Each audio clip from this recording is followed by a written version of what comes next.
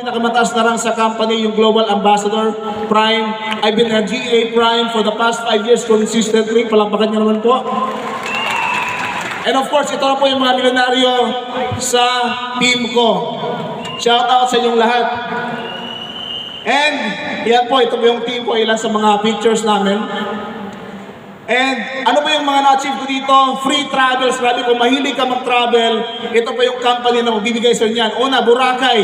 Paulit-ulit ako doon.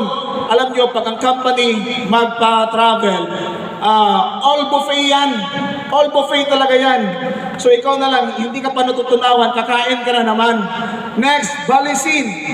Nakapunta rin po ako ng Balisin. Kung hindi ako nag-AGG, hindi ko malalaman na may isla pala na Balisin sa Pilipinas. International travels, nakapunta din po ako. Kasama ako sa Hong Kong 7 doon. And then, after that, after pandemic, nadala ko na po yung pamilya ko doon sa Hong Kong. Dumiretso kami sa Macau. Other travels po na na-experience ko dito because of AGG, OVA. Singapore, nakapunta din po ako ng Singapore. Nakapunta din po ako ng Malaysia, Vietnam, Malaysia, Indonesia, last February, and last week lang po, kakarating lang namin from Taiwan. Shout out sa mga nakapunta na Taiwan ng libre! Pero sino po ba kami dati? Ito po yung itsura namin. Ito po yung pang-anim namin na tirahan. Pang-anim kasi palipat-lipat kami ng tinatirahang bahay. To prove to you na palipat-lipat kami, mga anak ko po, iba-iba po yung address nila sa kanilang birth certificate.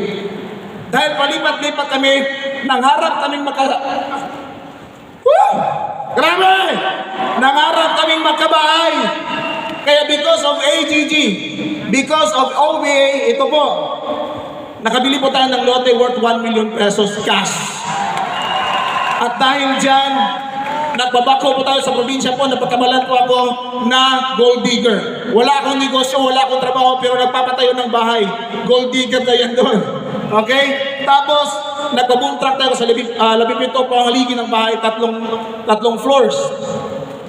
Yung dating nagsisiksikan sa isang kwarto, ito na po yung living room at dining area namin. Pwede ba yun? Yung dating nagsisiksikan, meron na kaming hallway. Sarap pakinggan, di ba? At meron na kaming third floor sa bahay namin. Imagine mo, anong mangyayari sa amin later pag matanda na kami. Itong nasa harap po, straight ng bahay ko, nakabili po ako ng lote worth 1.5 million cash para sa mga anak ko. Kahit mamatay man ako, huwag mo muna ngayon, pwede na po. Okay? Meron isang sariling basketball court / pickleball court kasi may uso ng pickle ngayon. At ito na po, yung bahay namin.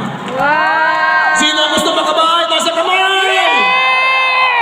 Guys, 12 years ago, ito pa ako sa 221 section. Ang upline ko po yun, noon na lang po ang nakita. Wala na po siya.